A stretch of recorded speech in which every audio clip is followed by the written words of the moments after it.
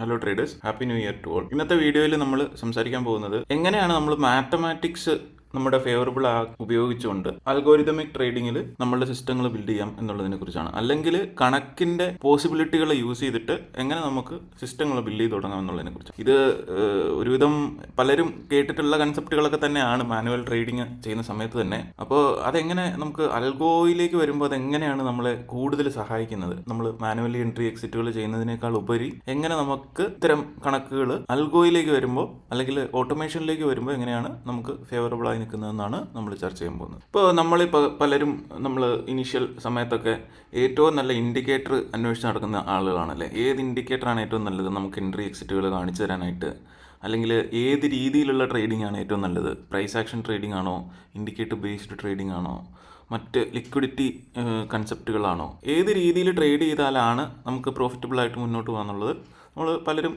എന്നും തിരഞ്ഞുകൊണ്ടിരിക്കുന്ന കാര്യമാണ്. പക്ഷേ നമ്മൾ എത്ര നന്നായിട്ട് ചാർട്ട് വിശകലനം ചെയ്താലും എത്ര നല്ല ഇൻഡിക്കേറ്ററുകൾ യൂസ് ചെയ്താലും നിങ്ങളുടെ സിസ്റ്റത്തിൻ്റെ ആ ഒരു കണക്കുകൾ ശരിയല്ലെങ്കിൽ ഒരിക്കലും ആ ഒരു സിസ്റ്റം പ്രോഫിറ്റബിളിലേക്ക് പോകാൻ സാധ്യതയില്ല. നമ്മൾ മാനുവലി ട്രേഡ് ചെയ്യുമ്പോൾ പരാജയപ്പെടുന്ന പല മേഖലകളിലും ഓട്ടോമേഷൻ യൂസ് ചെയ്യുമ്പോൾ ഇത്തരം കണക്കുകൾ ഉപയോഗിച്ച് നമ്മുടെ ആ ഒരു സിസ്റ്റം പ്രോഫിറ്റബിൾ ആയിട്ട് മുന്നോട്ട് പോകുന്നത് എങ്ങനെയാണെന്നും അതിൻ്റെ ഇൻഡെപ്ത് കാര്യങ്ങളുമാണ് നമ്മളിന്ന് ചർച്ച ചെയ്യാൻ പോകുന്നത്. ഈ ഒരു ഫോർമുല E/W/AW-L/AL, E എന്ന് പറയുന്നത് എക്സ്പെക്റ്റൻസിയാണ്, അതായത് യഥാർത്ഥ ലാഭം. ഒരു ട്രേഡ് നമ്മൾ എൻ്റർ ചെയ്ത് എക്സിറ്റ് ചെയ്യുമ്പോൾ എത്ര രൂപയാണ് അതിൽ ലാഭം കിട്ടിയിരിക്കുന്നത് എന്നാണ് ഈ വരുന്നത്. പല ആളുകളും വിൻ റേറ്റ് നോക്കിയിട്ടൊക്കെയാണ് ഒരു സിസ്റ്റം നല്ലതാണോ മോശമാണോ എന്ന് തീരുമാനിക്കുന്നത്. പക്ഷെ വിൻ റേറ്റ് മാത്രം നോക്കിയത് കൊണ്ട് ഒരു മെത്തേഡ് ലാഭകരമായിരിക്കണം എന്ന് ഒരു നിർബന്ധമില്ല. ഇപ്പോൾ 90% വിൻ റേറ്റ് ഉള്ള ഒരു സിസ്റ്റം ആണെങ്കിൽ തന്നെ ഇപ്പോൾ 9 ട്രേഡുകൾ നിങ്ങൾ പോസിറ്റീവായിട്ട് 10 രൂപ ലാഭത്തിൽ സപ്പോസ് ക്ലോസ് ചെയ്തെങ്കിൽ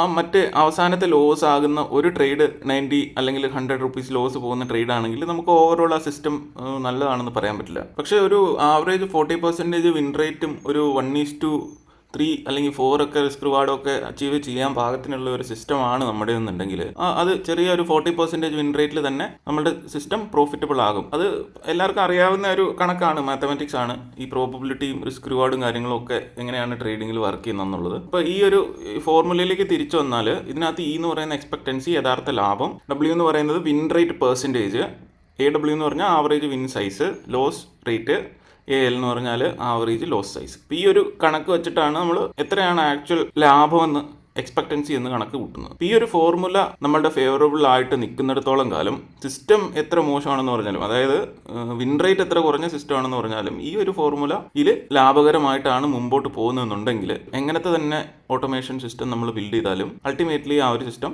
ലാഭത്തിലായിരിക്കും ലോങ് റണ്ണിൽ ഓടാൻ പോകുന്നത്. പിന്നെ രണ്ടാമത്തെ കാര്യം എന്ന് പറയുന്നത് പ്രോബബിലിറ്റിയാണ്. എല്ലാവർക്കും അറിയാം എന്താണ് പ്രോബബിലിറ്റി എന്ന്. ഇപ്പോൾ ഒരു 10 ട്രേഡിൻ്റെ കാര്യം പറയുകയാണെങ്കിൽ 10 ട്രേഡിൽ എത്ര ട്രേഡ് വിന്നും എത്ര ട്രേഡ് ലോസും ആകാനുള്ള സാധ്യത ഉണ്ട് എന്നുള്ളതാണ് പ്രോബബിലിറ്റി.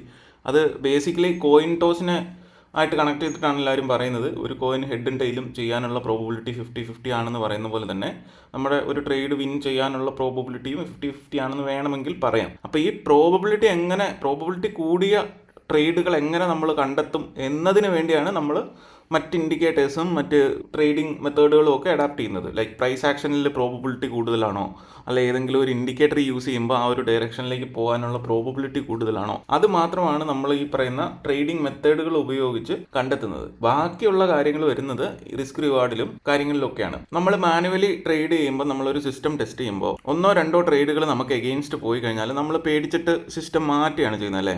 സാധാരണഗതിയിൽ നമ്മൾ ആ സിസ്റ്റത്തിനെ നമ്മളോടുള്ള വിശ്വാസം നമുക്ക് പോകും, അത് കഴിയുമ്പോൾ നമ്മൾ സിസ്റ്റം മാറ്റും. പക്ഷേ ഒരു സിസ്റ്റം ലാഭകരമാണോ എന്ന് ഒരു ആവറേജ് ഐഡിയ നമുക്ക് കിട്ടണമെങ്കിൽ മിനിമം ഒരു 100 ട്രേഡുകൾക്ക് മുകളിലെങ്കിലും നമ്മൾ ആ ഒരു സിസ്റ്റം ഉപയോഗിച്ച് ചെയ്താൽ മാത്രമാണ് അതിൻ്റെ റിസൾട്ട് നമുക്ക് കിട്ടുള്ളൂ. ഇതൊക്കെ ബേസിക്കായിട്ട് നമ്മൾ ഈ ട്രേഡ് ചെയ്യുന്ന ആൾക്കാർ കാണുന്ന വീഡിയോകളിലൊക്കെ ആളുകൾ പറയുന്നതാണ്. അപ്പോൾ ഈ ഒരു കൺസെപ്റ്റിനെ ലോ ഓഫ് ലാർജ് നമ്പേഴ്സ് എന്നാണ് വിളിക്കുന്നത്. അതായത് നമ്മൾ കോയിൻ ടോസിൻ്റെ എക്സാമ്പിൾ വീണ്ടും എടുക്കുകയാണെങ്കിൽ നമ്മളൊരു കോയിൻ 5 തവണ ടോസ് ചെയ്യുമ്പോൾ ആ 5 തവണ ഹെഡ് വീഴാനുള്ള സാധ്യത കൂടുതലാണല്ലേ.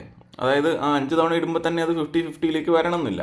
പക്ഷേ ഈ കോയിൻ തന്നെ ഒരു 1000 തവണ നമ്മൾ കോയിൻ ടോസ് ചെയ്യുമ്പോൾ അപ്പോൾ അത് ആ സമയത്ത് 50-50 അപ്രോക്സിമേറ്റ്ലി 50-50 എന്ന് പറയുന്ന അനുപാതത്തിലേക്ക് എത്തുമെന്നാണ് മാത്തമാറ്റീഷ്യൻസ് വിശ്വസിക്കുന്നത്. പല അൽഗോരിതങ്ങളും ഈ ഒരു മെത്തേഡിനെ ബേസ് ചെയ്തിട്ടാണ് വർക്ക് ചെയ്യുന്നത്. അപ്പോൾ നമ്മുടെ ട്രേഡിംഗ് അൽഗോരിതങ്ങളൊക്കെ ഈ ഒരു ലോ ഓഫ് ലാർജ് നമ്പേഴ്സ് എന്ന് പറയുന്ന ഈ സാധനത്തിനെ ബേസ് ചെയ്തിട്ടാണ് വർക്ക് ചെയ്യുന്നത്. അപ്പോൾ അതുകൊണ്ട് തന്നെ അതിന് ഈ പറയുന്ന ഇമോഷണൽ സൈഡൊക്കെ മാറ്റി വെച്ചിട്ട് ഈ ഒരു സിസ്റ്റത്തെ വിശ്വസിച്ച് ലാർജ് നമ്പർ ഓഫ് ട്രേഡ് എടുക്കാൻ പറ്റുകയും ആ ലാർജ് നമ്പർ ഓഫ് ട്രേഡ്സ് കഴിയുമ്പോൾ നമ്മളുടെ സിസ്റ്റം പ്രോബബിലിറ്റി റിസ്ക് റിവാർഡ് കാര്യങ്ങളൊക്കെ വെച്ച് പ്രോഫിറ്റബിളായി മാറുകയാണ് ചെയ്യുന്നത്. പിന്നെയുള്ള ഒരു കൺസെപ്റ്റ് എന്ന് പറയുന്നത് റിസ്ക് ഓഫ് റൂയിൻ എന്ന് പറയും. അതായത് നമ്മുടെ അക്കൗണ്ട് ബ്ലോ അപ്പ് ചെയ്യാനുള്ള റിസ്ക് എങ്ങനെയാണ് എന്നുള്ളതാണ്. അതായത് ഓരോ ട്രേഡിലും നമ്മുടെ അക്കൗണ്ട് ബാലൻസിന്റെ എത്ര ശതമാനം നമ്മൾ റിസ്ക് ചെയ്യുന്നു എന്നുള്ളതാണ് കാര്യം. അപ്പോൾ നമ്മൾ സാധാരണ മാനുവലി ട്രേഡ് ചെയ്യുമ്പോൾ എന്താ, നമ്മൾ ഒരു ട്രേഡ് ലോസിൽ പോയി, രണ്ടാമത്തെ ട്രേഡിൽ ലോസിൽ പോയി. അപ്പോൾ നമ്മളുടെ ഇമോഷണൽ സൈഡ് നമ്മളെ എന്തിനു വേണ്ടിയിട്ടാണ് പുഷ് ചെയ്യുന്നത്, അടുത്ത ട്രേഡിൽ നമുക്ക് ഈ ആദ്യത്തെ 2 ലോസും റിക്കവർ ചെയ്യണം. അതുകൊണ്ട് നമ്മൾ നമ്മളുടെ പൊസിഷൻ സൈസ് ഇൻക്രീസ് ചെയ്യും. അപ്പോൾ അങ്ങനെ position size without any calculations increase ചെയ്ത് കഴിയുമ്പോൾ എന്താണ് സംഭവിക്കുന്നത്,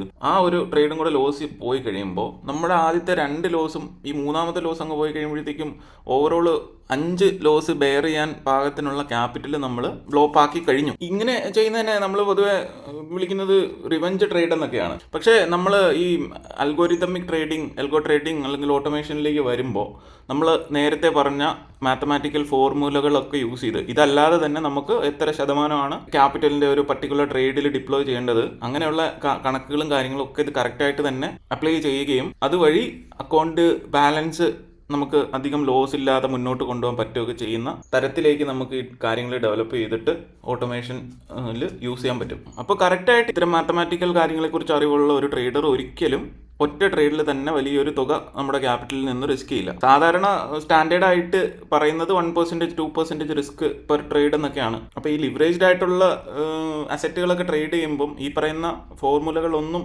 നമുക്കറിയില്ല, അല്ലെങ്കിൽ ഈ പറയുന്ന കൺസെപ്റ്റുകളൊന്നും നമുക്ക് അറിയില്ല എന്നുണ്ടെങ്കിൽ നമ്മൾ വലിയ ഡിസാസ്റ്ററിലേക്ക് പോകും. കാര്യം ലിവറേജ് തന്നെ ഒരു ഡബിൾ എഡ്ജ്ഡ് സ്വാഡ് എന്നൊക്കെയാണല്ലോ പറയുന്നത്. നമുക്ക് നമ്മളുടെ ഒറിജിനൽ ക്യാപിറ്റൽ വെച്ച് അഫോർഡ് ചെയ്യാവുന്നതിലധികം ക്വാണ്ടിറ്റി നമുക്ക് ലിവറേജിലൂടെ എടുക്കാൻ പറ്റുകയും ചെറിയ മാർക്കറ്റ് ഫ്ലക്ച്വേഷനിൽ തന്നെ അക്കൗണ്ട് തട്ടിപ്പോവുകയൊക്കെ ചെയ്യുന്ന അവസ്ഥയിലേക്കൊക്കെ പോകാം. പ്രത്യേകിച്ച് ഫോറക്സ് ട്രേഡിങ്ങിൻ്റെ കാര്യങ്ങളിലാണ് ഈ ഒരു കാര്യമുള്ളത്. ഇപ്പോൾ നമ്മൾ ഓപ്ഷൻ ബൈങ് ഒക്കെ ചെയ്യുമ്പോഴാണെങ്കിൽ നമ്മൾ ഡിപ്ലോയ് ചെയ്തിരിക്കുന്ന ക്യാപിറ്റലാണ് പോവുക. പക്ഷേ ഈ പറയുന്ന ഫോറക്സിൻ്റെ കാര്യങ്ങളിലേക്കൊക്കെ വരുമ്പോഴത്തേക്കും നമുക്ക് ട്രേഡിൽ നമുക്ക് എൻട്രി ചെയ്യാൻ പറ്റും. പക്ഷേ നമ്മൾക്ക് ആ എൻട്രിയെ പ്രൊട്ടക്റ്റ് ചെയ്യാൻ പാകത്തിനുള്ള അക്കൗണ്ട് ബാലൻസ് ഇല്ലാന്നുണ്ടെങ്കിൽ മൊത്തത്തിൽ ലിക്വിഡേഷൻ എന്ന് പറയുന്നൊരു ഇതിലേക്കല്ലേ പോവുക.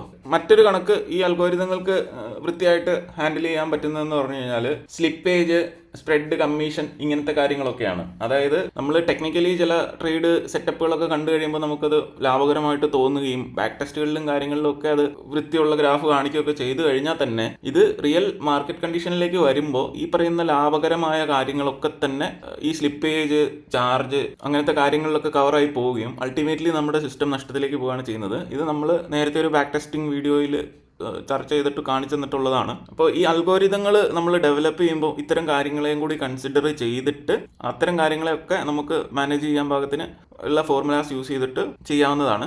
മാനുവലി നമുക്ക് അത്ര കൃത്യതയോടുകൂടി ഒരിക്കലും ഇത്തരം ചെറിയ ചെറിയ കാര്യങ്ങളിൽ മാനേജ് ചെയ്യാൻ ബുദ്ധിമുട്ടാണ്. അപ്പോൾ ഈ ട്രേഡിംഗ് എന്ന് പറയുന്ന സാധനം നമ്മളുടെ ബുദ്ധിയെയോ ലോജിക്കിനേക്കാളൊക്കെ കൂടുതലായിട്ട് നിങ്ങളുടെ സിസ്റ്റത്തിൻ്റെ ഇത്തരം മാത്തമാറ്റിക്കൽ കാൽക്കുലേഷൻസിനെയാണ് ഡിപ്പെൻഡ് ചെയ്തിരിക്കുന്നത്. അപ്പോൾ നമ്മൾ ആ ഒരു മാത്തമാറ്റിക്കൽ സാധനങ്ങൾ നമ്മുടെ അൽഗോരിതങ്ങളിൽ ഡിപ്ലോയ് ചെയ്യുകയാണെങ്കിൽ, നമ്മൾ ഇൻക്ലൂഡ് ചെയ്യുകയാണെങ്കിൽ, അല്ലെങ്കിൽ അത്തരം കണക്കുകളെ കൺസിഡർ ചെയ്തിട്ടുള്ള മെത്തേഡുകൾ നമ്മൾ ഓട്ടോമേഷന് വേണ്ടിയിട്ട് അഡാപ്റ്റ് ചെയ്യുകയാണെങ്കിൽ നമ്മൾ പ്രോഫിറ്റബിൾ ആയിരിക്കാനുള്ള സാധ്യത അല്ലെങ്കിൽ പ്രോബബിലിറ്റി അവിടെ കൂടുകയാണ് ചെയ്യുന്നത്. അപ്പോൾ ഇത്രയായിരുന്നു ഇന്നത്തെ വീഡിയോ.